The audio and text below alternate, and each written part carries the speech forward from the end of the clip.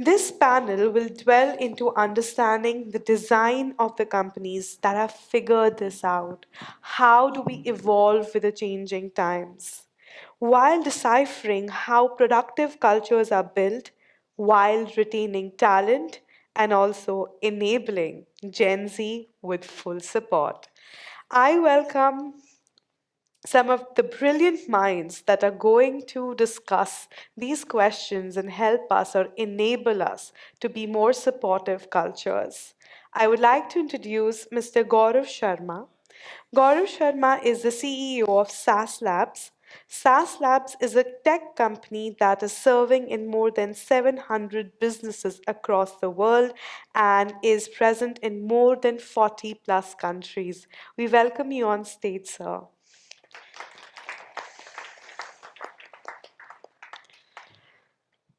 We're also joined online by Mariah Levin. Mariah has an experience of more than 2 decades in impactful education and inclusion. She now leads Be Visioners, where she's building a young nexus of change makers when it comes to environmental conversation. We're also joined by Rupa Jairaman. Rupa is the CTO and the India site leader at Odessa. She leads global tech teams and product innovation and is a fierce advocate for women. We're now joined by Chloe Zimmerman. She's the co founder at the Agami Project, where she turns cities into climate smart communities and community driven spaces, and has a deep expertise in regenerative design and inclusive urban innovation. I would also like to welcome Shailesh again as the moderator of the day for us. Thank A you. big round of applause, everyone. Thank you, everyone. I think this is the final session, but last but not the least, I think probably the most important one, I think, in terms of what the keynote alluded to. I believe our fourth panelist, Mariah, will be joining us in 5 minutes due to kind of different time zones, but I think we can go ahead and get started. As before, any questions, just kind of scan them, put them up here, and we'll kind of start taking questions. So I think there are scanners on your tables, so you can do that. Um, I think we'll just get started, and I think Gaurav, I think the first question is for you, and it's probably a question that is on most leaders' mind, which is Gen Z. Um, I think I was looking at the numbers, something like 30 to 35% of the workforce today, especially in India, is from this generation. I obviously am not. I don't. But the question is around how do you get no first and foremost, is there a difference in kind of this workforce, their expectation of work? That's number one. And if so, as a leader, how do you actually think about this? Sure. Uh, I think post-COVID, your exposure to Gen Z became sort of more common in Okay. the workforce. And the first thing that happened to me was that I started respecting my parents more because of the generation gap. I could understand like what they must be feeling when I used to ask different questions, right? So coming to more serious part, I think Gen Z, the energy levels are totally different. I think that that's definitely the positive change because more and more Gen Z folks are coming to the workforce. And they also ask for a lot of transparency, and also that pushes companies to be more transparent and everything. But I think one thing which is missing, which I feel strongly about, is the peace and patience is kind of missing in that generation. So I feel that kind of gap. Looking back ourselves when we started our careers like 10, 15 years back, we were like more patient and peaceful with respect to where we were and how we were growing in our career. So I think that's one piece missing, which I really want to change about them. I understand. So you're talking about kind of just the impatience in terms of the kind Yeah, of I think they. I don't. I won't say. I won't use the word entitlement, but somewhere they feel that they should be growing faster, or maybe they're just putting so much time, effort, or whatever in the job. They should be getting more. The appraisal should happen faster. They should be getting more in all terms, and I think that's where the whole part which I have followed in my career, which was like 3 P's that my dad gave me: the peace, patience, perseverance. I think all those 3 things are kind of missing in their game, and they just don't have the patience. Uh, to let things happen and grow the way they can grow, and how can they sort of earn experience with time. There are certain things that only comes with time, and I think they don't have that kind of appetite to give in that time to grow in their career. I think that's kind of missing piece right now. Otherwise, the energy piece is super solid. Interesting. Rupa, I saw you nodding vigorously when I mentioned Gen Z, so perhaps is kind of you can share some of your thoughts on this. Yeah, I think the workplace reality today is we do have a multi-generational workforce, right? And uh, I view Gen Zs as a key kind of fuel to growth. They're really that's the cohort that's going to take us forward. But I agree. I think we need to be very, very mindful on designing workplace practices for Gen Zs, right? Where there is a much more stronger focus on purpose. I think a lot of questions on why. Why is the organization doing it like this? Why is a policy like this? Why are you changing from A to B? So I think that combination of purpose and transparency becomes very important as leaders for us to give. Our communication styles have to be adapted to be able to address those needs.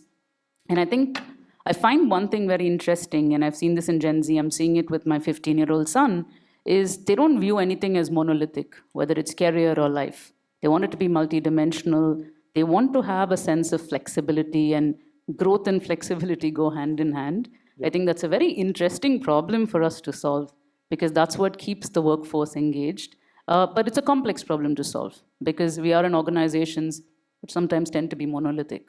So, how are you kind of giving that right amount of flexibility, freedom to innovate is something we'll have to solve for.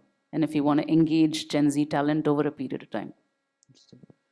Chloe, I wanted to bring you into the conversation, and in terms of, I think we are sitting here in this really nice room in this five-star hotel in Bangalore, and a lot of the discussions around white collar and basically what world is. But then we are in India, and the reality is also 80 or 90% of the workforce work in very different environments from what we are talking about. And I'm conscious of kind of that disparity and the fact that those conversations are not as mentioned. So I know you work in this field, you work with a lot of these different. How are expectations of work different? Are they similar? Can you give us a kind of a peek into that space? Because honestly, I don't have as much as I should. You make the gap between cities and rurality, for instance? Yeah, or even the expectations of jobs in terms of white collar versus blue collar. Yeah. Yeah, well, we've created a model where becoming a white collar has become pretty much like the way or the goal to achieve. I myself was teaching in a university, an engineering university in Andhra Pradesh, in a very rural like setup, and it was fantastic experience. Really much in touch with like a very real, authentic experience for a foreigner like me, being really so close to traditional Indian culture and so on was fascinating. And I really acknowledge, and I'm really so appreciative of the effort that the team at the university really deployed to give a purpose and a chance for a first generation of people with farming background to go to university and aim for white collar positions. Yeah. So I really acknowledge, and I think that this motivation and this need for elevation in the society, I completely acknowledge it, and I think it's completely healthy. On the other hand, what I also observe is that there is such a contrast between reality and expectations. To give a number, like 80% of graduated engineering after college, 80% of them are just not employable. Like they get a diploma, then they go to the job market, and what is waiting for them actually? So whether it's a complexity for companies to manage, like they have to have internal training in order to make people operational, whether people have lost just 4 years and they just go back to jobs that don't fit their dream expectations. So that's a complicated question to navigate between city and more rural environment, definitely. I understand. We talked about Gen Z. I wanted to pick up the other hot topic that is always being discussed, which is work from home, hybrid, remote, and I can see everyone's kind of giving a wry smile. But I'll have a question for each of you in the panel. First of all, Gaurav is a founder. Obviously, you want a certain pace. You're expecting certain thing. How do you think about this debate? Where do you stand on this, and what are your views on this? You can be honest. Yeah, I was just putting the filters, the right amount of filters. Um, no, I think uh, the kind of pace at which a lot of the industry is moving, especially if you are in the whole tech and the AI sort of space, um, I think even the bigger companies have to work like those scrappy startups and that sort of energy. I strongly believe in the concept of us humans being energy and a form of energy, and you do your best job when the right kind of energies are in the same room and they sort of resonate with each other and become like bigger form, right? So I think so I come from that mindset, and for me, having people in the same room, sharing that energy, sharing that success, failure together, there's no replacement for that. But having said that, the way COVID changed some bit of it, and a lot of people who joined after COVID never saw or never sort of experienced that working from office 5 days a week is a norm, and some industries 6 days even. So it was always a challenge to get those people, and then there is a competition in the market where some of the US companies are okay with giving people work from home options. So there's a fight in the market for talent as well. So you have to figure out, and obviously if you don't if you're not taking a solid stance, then hybrid becomes an obvious option. So we started with 3 days per sort of every week, and then recently we moved to 4 days. And I think now people are also getting it. The people who really want to do good work in this AI space and they don't want to miss the train, I think they get it and they are okay to come back. And lastly, as a founder, it's on me what kind of tribe I want to put together. So if I feel strongly that people should be in the office and should win and lose together, it's okay for me as a founder to think about it and just get those 100, 300 people that you need with the same mindset. So it's a founder's call largely for a smaller company and for bigger. Got it. Yeah. Chloe, and then we'll get to you, Rupa. Yeah, we can just go in this order. Yeah.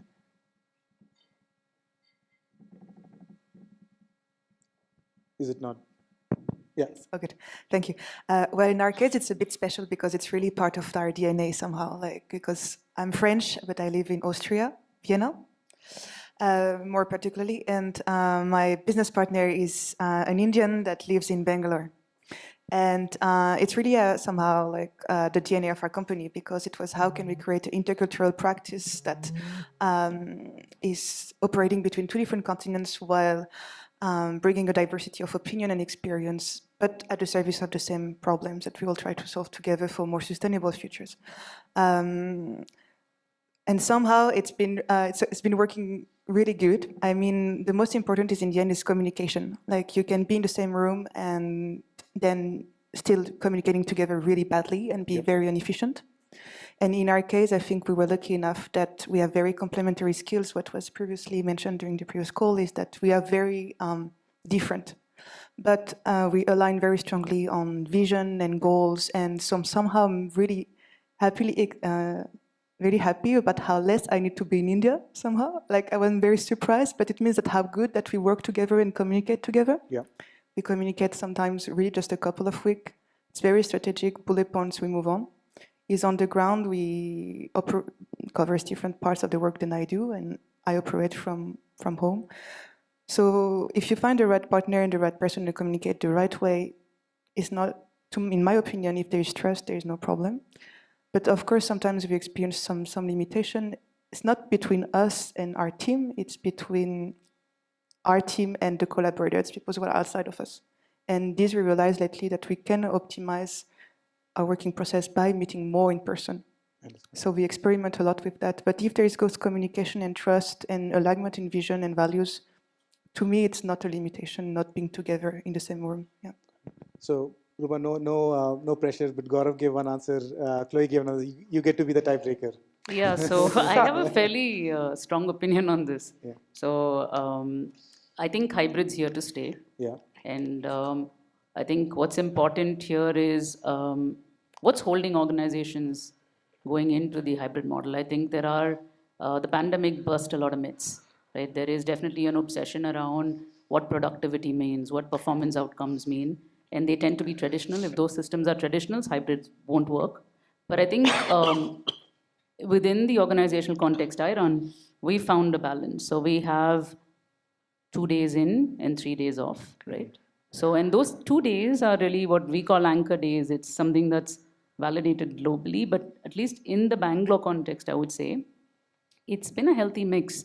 You have in person meetings, which are really around collaboration and connection, much needed because I think you need to be, there should be a social fabric and connection that's there. That's where engagement is formed. Yeah. So having that kind of face time, and if you're in the, if you're building anything, product development as an example, it is a team sport. So having that in person presence is good. But I think balancing it with flexibility, which is the 3 days off, and we are all anyway so connected. It's a hyper connected world. Even if you're off, you're connected, right? So having that balance is something I've found to be effective. But I think the two things I've seen most organizations grapple with, one is trust. So there are a lot of organizations who are distrusting their workforce. What are you doing? Like maybe when you're at home, you're not clocking in and you have a lot of punitive metrics. How many lines of code did you check in? Have you done these stories? I think if you don't have the trust, it's a hard model to manage.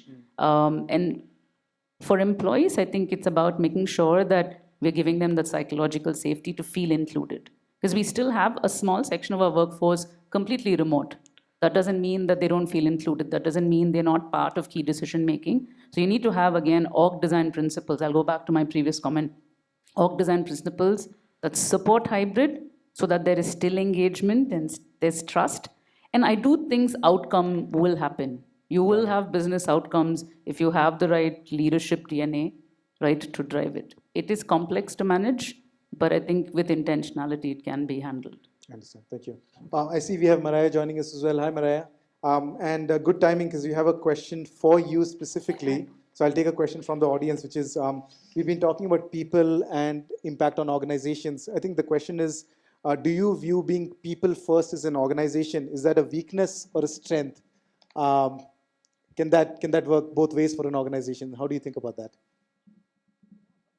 Oh, sorry, you're on mute. Just give us a second.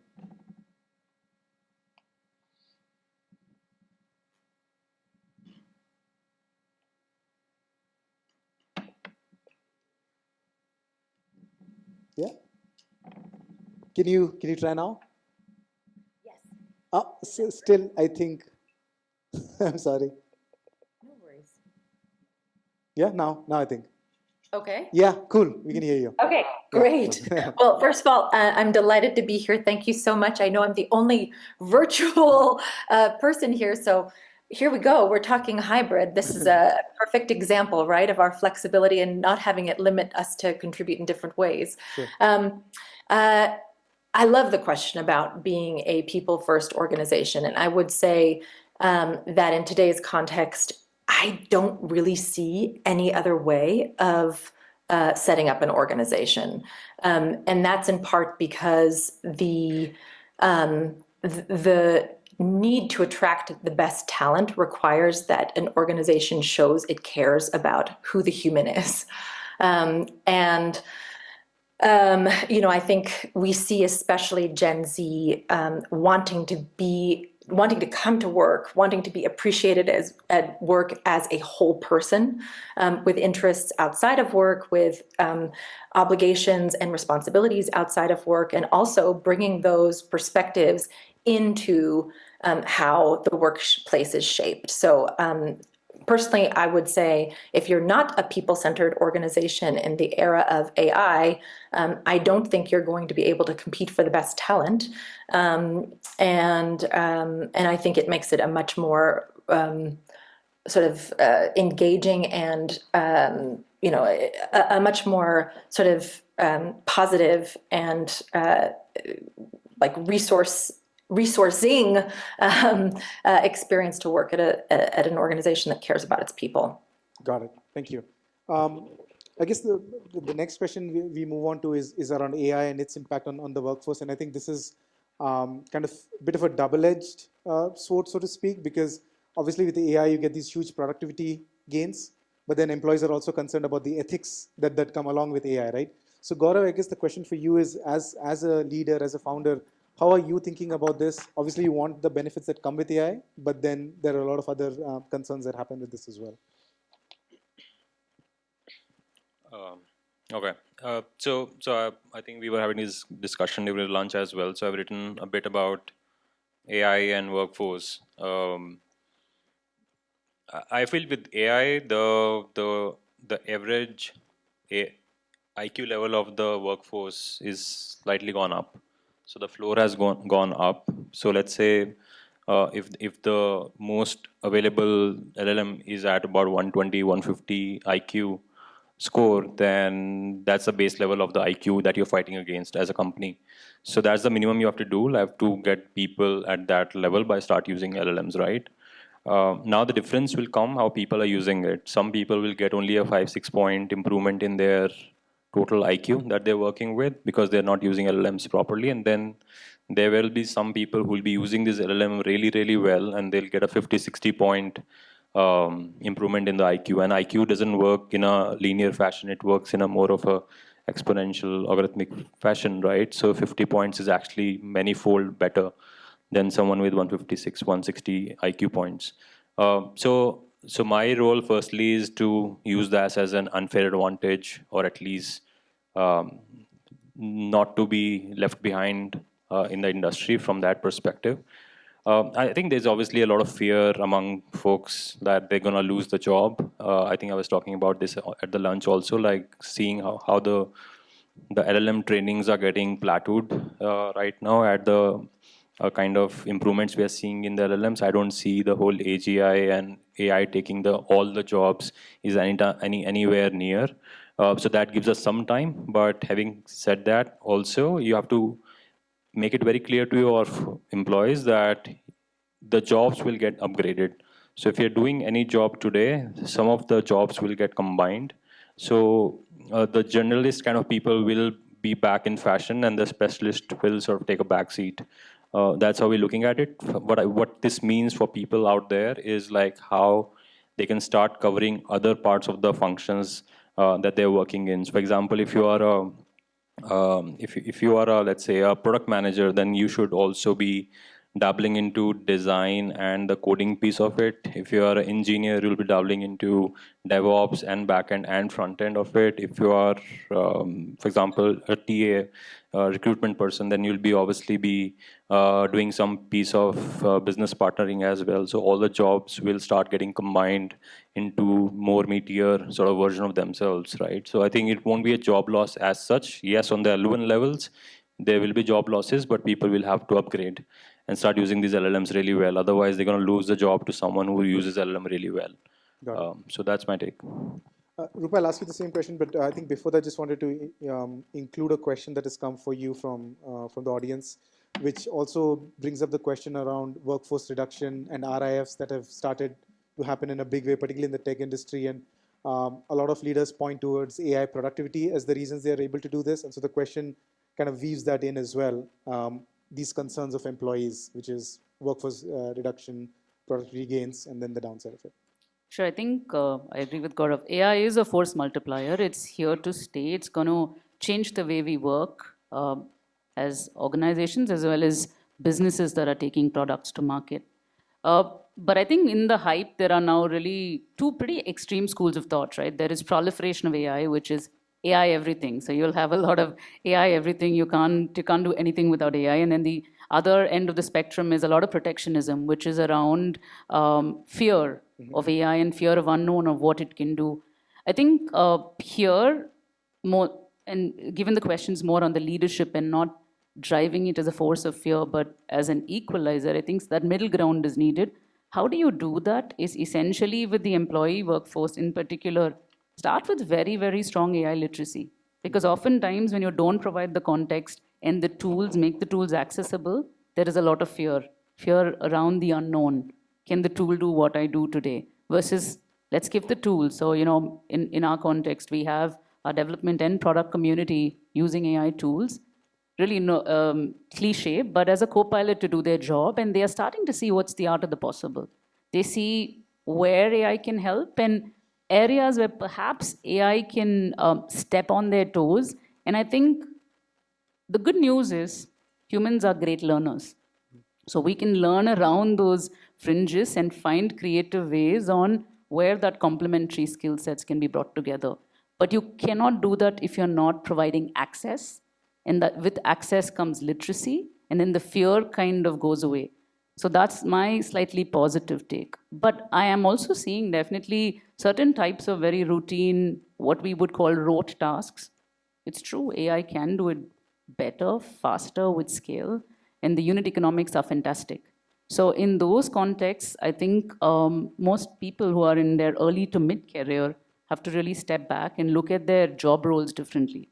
So there, you again have to either learn AI or to the corollary, start to look at your career more multidimensionally. Are there other things you can learn so that you can kind of offset these headwinds that AI will bring in the short term? So I think it's that balance that's key. And the hype it's not a hype anymore, it's becoming a reality. So how do you adapt to it? Makes sense. Chloe, I'm just curious from your perspective, how are you seeing this shape up?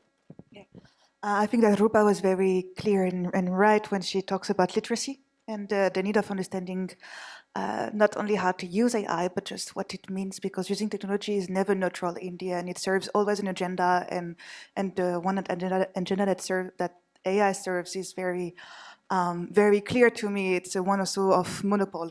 That's something that we should all be aware of. That like right now you have 5 companies in the world. They are the only one who are capable of managing large models to train them, etc. So all the services that you see, all this proliferation of AI services and models and startup and everyone in the end is depending and using one of the model of one of these 5 companies. And when you think of this, it's kind of tremendous and scary somehow that we put so much power and money and hope and everything into the end of 5 companies in this world who happen to be very geographically concentrated in one part of the world.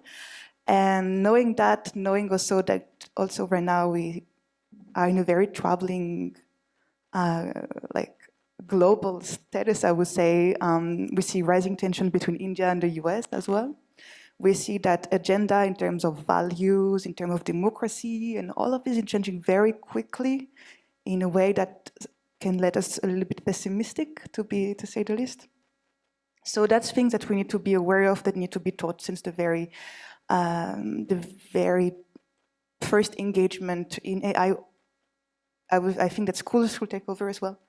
That's something that is very important. So raising awareness about what it means to use this technology, what it means also in terms of environmental impact, that it's great for us to use it. I will be very hypocritical. I will say that I'm not using AI. And I think it's been an incredible platform for a company to learn so much and grow so quickly into fields that we were not capable of understanding before. But on the other hand, it's very, again, awareness of what it means to use it for the environment, in terms of intellectual property as well, in terms of global economical challenges and so on. Yeah. Makes sense. So we've kind of tackled some of the bigger issues in terms of companies and people. I wanted to kind of take it a step down and focus on individuals. Maria, I wanted to bring you in here. For those that don't know, Maria works with a lot of entrepreneurs from around the world, helping them build their companies as part of her foundation. Maria, I'm curious, what is your experience been in terms of risk-taking across cultures? Because we're sitting here in Bangalore, it's a very common thing to start up and fail and start up again and fail. But I'm just curious, across cultures, across countries, how do you see this? Yeah, thanks, Shailesh. I love Bangalore. It's a great city, and it's a very exciting place to be.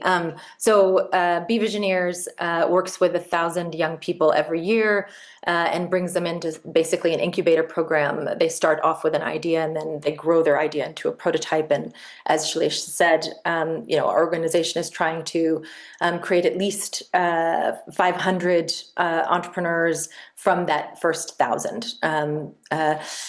And what I've noticed, because we work across 55 plus countries, is that geography really matters. I would say that there are 2 things that affect what I've seen affect the young people we work with, their risk appetite and their level of ambition. And I would say it's, where you're from and who your family is.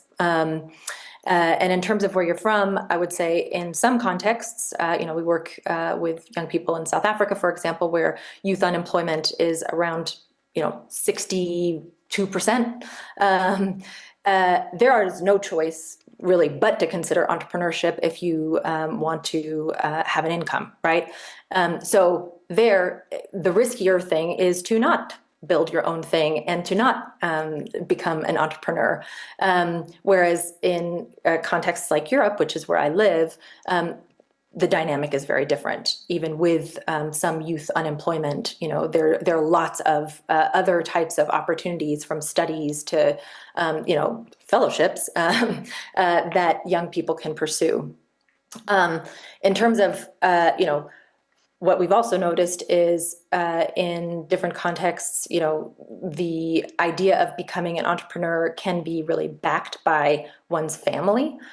So family environment really matters. Some of the young people we work with, they might come from contexts where there's high youth unemployment, but the idea of becoming an entrepreneur, or the capital and time required to make it happen, is just not really feasible, right? So I think when you think about all of the infrastructure in place for a young person in, for example, Bangalore, where there are great schools, there's capital that people want to invest, et cetera. Like that's a different environment than some of the other contexts we work in.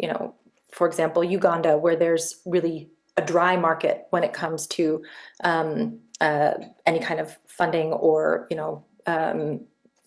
a real ecosystem for entrepreneurship. So yeah, I think those are two of the elements that I have observed. Got it. Makes sense. I'll take a question from the audience, and please keep them coming. I think there are a lot of them. This one particularly is for you, Gaurav. Basically, as kind of a founder and a leader, how do you think about rewarding not just productivity but also collaboration and basically well-being at work? So, because productivity, I would assume, is much easier to measure versus the other softer factors. How do you think about that?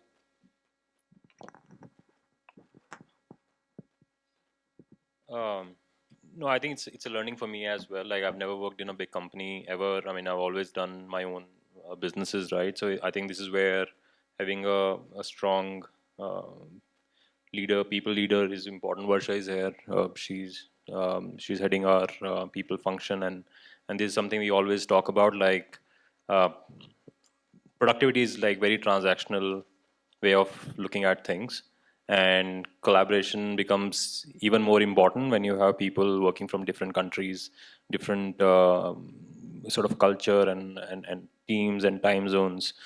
So I can't really give you an immediate answer, but like one thing that we are doing probably right is that when we're doing our review cycle, or whenever we're doing the review, I think we make sure that our values are also part of that appraisal sort of cycle, that process, so that and peers and leaders and someone reporting to you also sort of rate you, give you feedback on these 5 parameters of our values, and of which collaboration is one of the very important ones as a parameter, and that directly gets connected to your overall rating, and obviously rating tends to whatever appraisal you get. So I think that's the first thing that we have done. Maybe I'm missing something, but as of now, that's what I remember.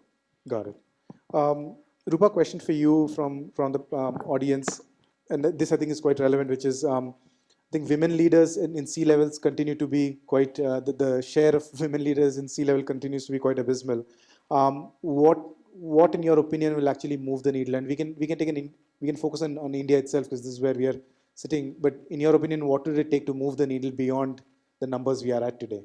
So it's sub 10%, which is abysmal, given we are 49.6% of the world. Yeah. So what are things that I've seen organizations do? I have a 40% women workforce, and I can share some examples of what we've tried to do to solve for the broken rung, because it's a real problem. Okay. So early stage career, we see a good representation.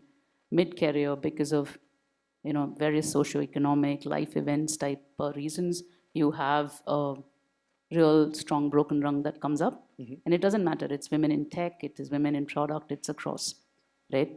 So I think here, counter to a lot of the rhetoric around pushing more and more women to lean in, and you hear this a lot, okay? And I think it's a highly abused term, which is women, you should lean in, you should speak up, you should show up. I think that's important, and I do feel that actually most women I meet and work with are incredibly strong on these characteristics, right? So here I want to change the narrative a little bit, and the emphasis is on the ecosystem. I want to ask an organization, what are they doing to foster diversity? Because you have to believe a diverse workforce is a better workforce.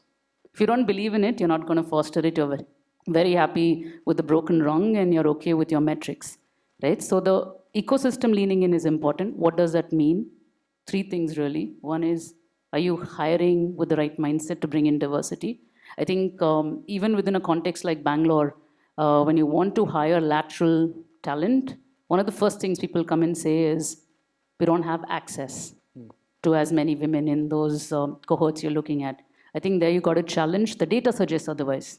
If you're in the right communities, the right places, there are a lot of very strong women who are looking to contribute. So I think that's the first thing as a leader you have to be very mindful of. Hiring practices and making sure that the hiring practices and the panels you use are equitable so there's no unconscious bias. I think the second thing is, see, flexibility again is a very gendered term these days, right? So I think using flexibility as a perk is not what women want. They want it as a principle. What do I mean by that? There are life events I think women go through. What are you doing as an organization to provide options? Again, not monolithic, but give more options. If you want a slightly different role, are you giving those opportunities? And I think the third thing is there is almost sometimes, especially when you, let's say you break all these barriers in your journey and you're prime for a leadership position. I think here, making intentional efforts to ensure women are getting business-oriented positions.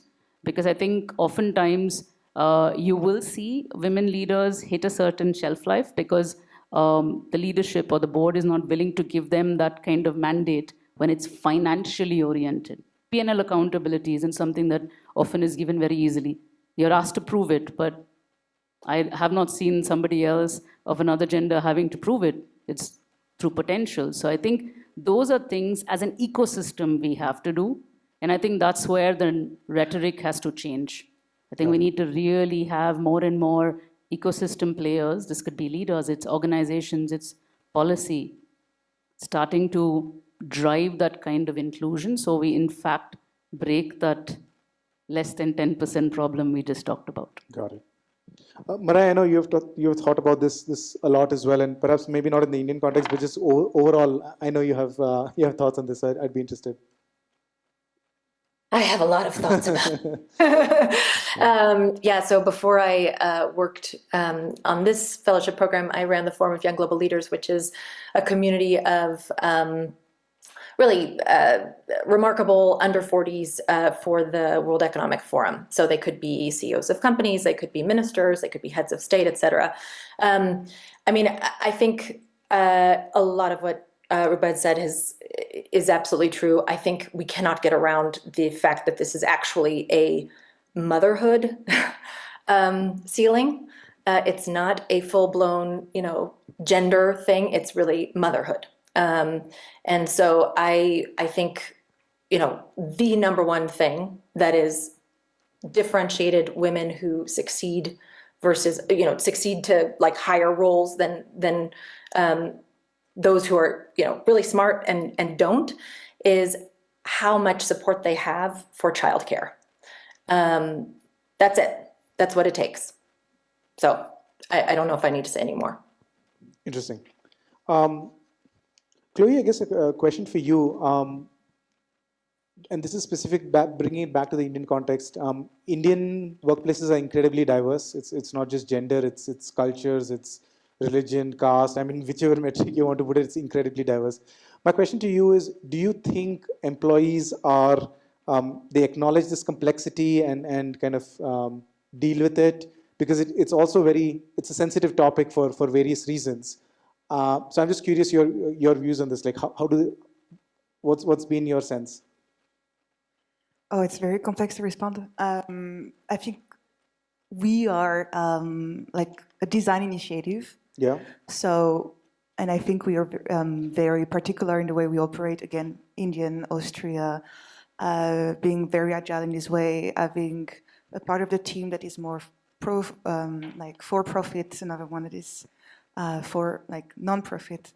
So I think we have a model that is hard to kind of generalize somehow and bring relevance to like to a market. But on the other hand, so we are built for like to say like we are very diverse and we really reclaim that and are very happy to do so and to operate between continents and so on. So we are advocates for diversity for sure. On the other hand, I've worked in large corporate architecture practices before, and what I could see is that we might not have the practices and the training and the sensitivity to diversity that it is required. And there I could see that there was no diversity in profiles, there was less diversity in gender and so on. So I can bring this perspective from Europe, from this particular field of design. Otherwise, in India, I believe that I could happily give the mic to some of my Maybe Rupa, you have co-speakers. thoughts on this? Just curious. Yeah, I think diversity is much beyond gender, right? So we work in workplaces which have people from different walks of life. In India, it's especially complex. I think here, just two, three things to be mindful of. I think being very sensitive around where someone's coming from. So if you have a good kind of DNA on empathy, where does the person come from? The way they share their perspectives, how much of it is through where the baggage that they bring. I think being aware of and empathetic towards that is important. And how do you do that? Because it's not a muscle reflex when you come into an organization and you have to work together sometimes in incredibly stressful situations. So I think having very, very open conversations when there is, let's say, crossing of the line. You were in a meeting and the tone of the meeting, the subtext wasn't the way it needed to be. I think having very open discussions to call it out is important, because if you're not, again, making people aware of it, highly likely it's in our subconscious. That's how you think you think it's fine to treat or speak to somebody or elicit feedback in a particular way. I think calling that out is key. I think the other thing is also we don't invest enough. And I think a few years ago with Serene, we had done this, is really having very strong, meaningful conversations around unconscious bias. And it was very wonderfully put together. Real life examples of how the most people who claimed, I'm an equitable leader, I'm a leader who hears all perspective, those hidden unconscious biases were surfaced. And how you do it is really through day-to-day word plays and role plays. I think that kind of investment back in not what I'll call traditional training, but immersive training is another way to unlock these things. But it does require effort and conviction that you do want to have a diverse workforce. Chloe, you want to mention something?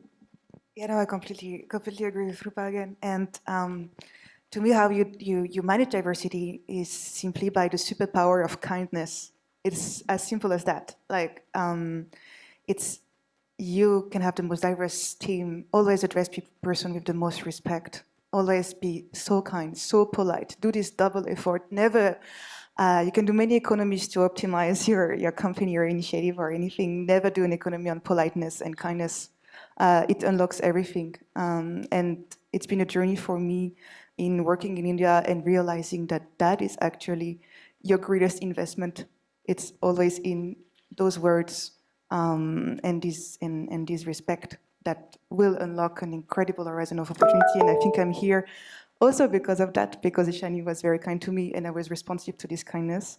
And so it opens many doors. That would be the word. Thank you. I wanted to shift a little bit from talking about people and now focusing a little bit on entrepreneurship and entrepreneurs, because I think that's what there was the theme of this conversation. Gaurav, the question is for you first, which is grit, right? I've frequently heard it mentioned as something that's the secret sauce of entrepreneurs, kind of powering through problems and getting things done. You're a founder. Is grit taught? Is it something you go through? Is it something that just gets better over time? What are your thoughts on that? Yeah. So most of the startup life journeys, basically, it's like 90% is very boring, very painful, tough. Only the 10% is visible outside, which is like doing speaking and Recording in progress. Oops. taking Yeah. awards and all that, right? So, so grit is what helps you in that 90% of the portion. If you don't have that grit with you, I think you cannot do that boring, painful part of the startup journey. So, can this be taught? I don't think so. It's a very intrinsic kind of feeling of we'll just get it done. There's no other option, right? There's no plan B. But I think we can definitely put a model or system around it where you are just making sure that all the failures that we're getting, they're just getting the right amount of attention and a kind of an RC on that, like why something failed and what we can do better next time, or what are some other things, approaches we can look at it. So its grit is largely around. It's not about like how you handle sort of how you not to be a failure, but it's like how you handle those failures and get up again, learn and sort of go forward. But at the end of the day, it's all coming from inside the conviction, the story. So as a founder, you have to just bind the people together towards a bigger story. For example, in our case, like when we started, we bootstrapped the business. So the story was that we're underdogs who will go public someday, 10 years, 15 years from now. And that's the same journey. A lot of people who are still with us for last 8, 9 years, we still are kind of bonded on that story, and they're still with us. They have seen all the rough patches of the company, and I think I can define that as grit. I would say it's very intangible in a way to define grit. It again, it just feels. Yep, makes sense. Marai, I know you talk to a lot of founders on a daily basis. You evaluate a lot of founders, and so I'm just curious: do you see this as kind of a secret sauce, and how do you think about it? So picking up from a comment I just heard from Gaurav, grit can be taught. I'm convinced of it, and so can becoming a founder. So I was meeting with a man called a professor called Manu Kapoor a couple months ago, and he's done a lot of research on productive failure. Mm-hmm. Productive failure is when you set up students to fail. So you give them a math problem that has no answer, and then you go on and you teach the concept after they've grappled through failure. And because there's no way to solve the equation. Yep. And the learning that is possible through failing first is incredibly more effective. So I think that, in combination with, I was talking to another educator who said, the worst possible thing for learning is grades, because it prevents people from taking leaps and taking risks. And students just remain sort of, I want to get a good grade, so I will do what's comfortable and I'll take the course that's comfortable rather than pushing myself outside of that boundary. So I think the most important thing we can do, and I know this is very cliche, but it really is around making failure more comfortable. And the way we try to do that, and I think the way most entrepreneurs get through it, because as Gaurav said, it's 90% like painful. Yeah. It's having a real community that continues to encourage you, right? So, 84% of our fellows have been rejected from competitions before joining our community. What do they do with that failure? They try again. And then, despite the fact that they have minimal exposure to entrepreneurship before they take a leap with us, around 80% of them develop a prototype that they can then decide they want to move forward with, right? So I would say, I think it's really important to think of these skills. Rupa, you mentioned the one thing that humans are good at is learning. It's really important to think of these skills as teachable, as learnable, and as something that we strive to ensure the next generation has, especially going back to the previous part of our conversation, as we face an economy that is drastically changing. Makes sense. We have a lot of questions. I don't think we'll have time for all of them, but I'm sure the panelists will be available after this as well. So I'll take a few, but maybe a question for you, Rupa, which is around, so far we're talking about leaders talking to employees. I think there's also a question about it going the other way around as well. Employees giving feedback to leaders and leaders being receptive to feedback without it hurting the ego. How do you can enable this in an organization? So I guess this is something I look for in teams that I build, or anyone who's a line manager is, and this is hard, right? So are you egoless? So obviously, hard. Most humans have ego. So how do you become egoless is something. It's a muscle that can be honed, in my view. So how do you do that? I think for employees, oftentimes, I think. There's popular rhetoric to say, hey, feedback is hard, people are not so open to feedback, let's run an anonymous survey once a year, and that's the survey result that tells you in 5 to 10 parameters how your employees feel. I think that's untrue. I think most employees want to be heard and want to speak. The question simply becomes, what are those forums and spaces? And those forums and spaces cannot always be formal, right? So I think having a good combination of forums and spaces, some informal, some social, are important to really understand how they're experiencing your organization. And the feedback could be for many things. How are they experiencing the organization?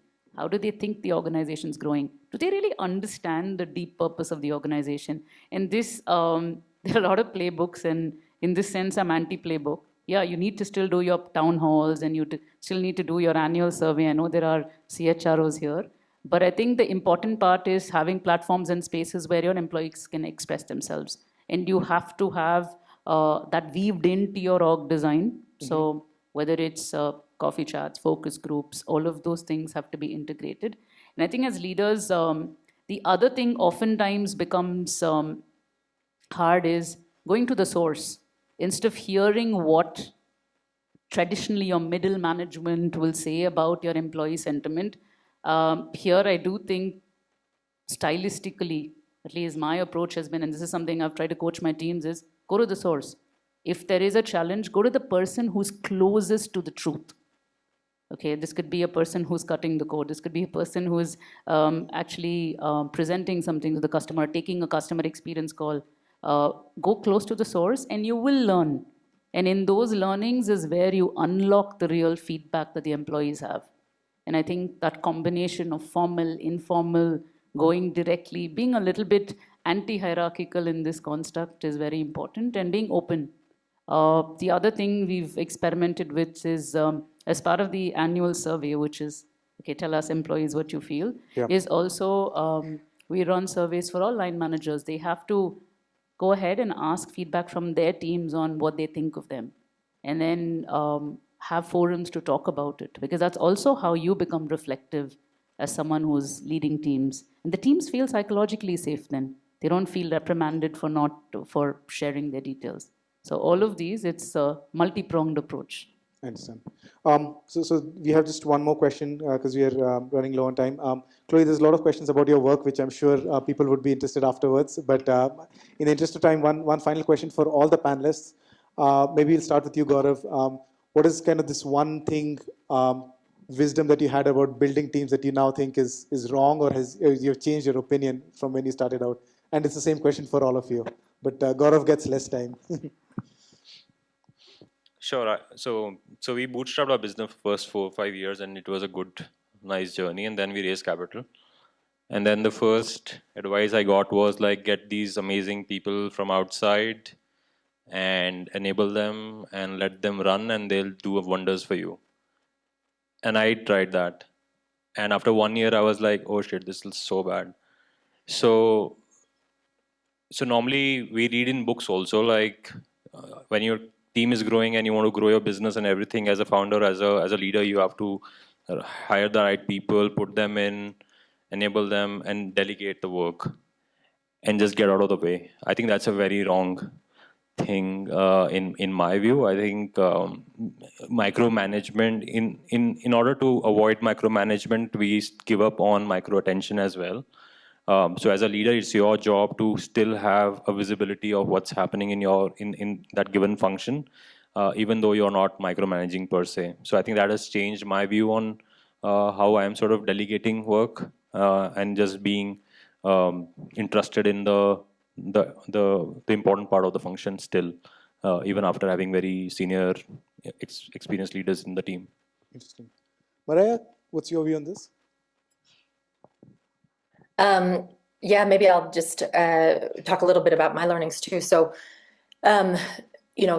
I work with a lot of Gen Z, and there's a lot of interest in, really getting deep into the problem and engaging with the problem and sort of co-creation. And so one of our values as a team is co-creation, which is an incredible value. And at the same time, it needs to be balanced with, as you're saying, Gaurav, like clear vision, clear decision-making, right? So there's this balance of, yes, you want to be collaborative and co-creative with your team and have people feel invested in the result that you're producing, but the vision still sits with the leader.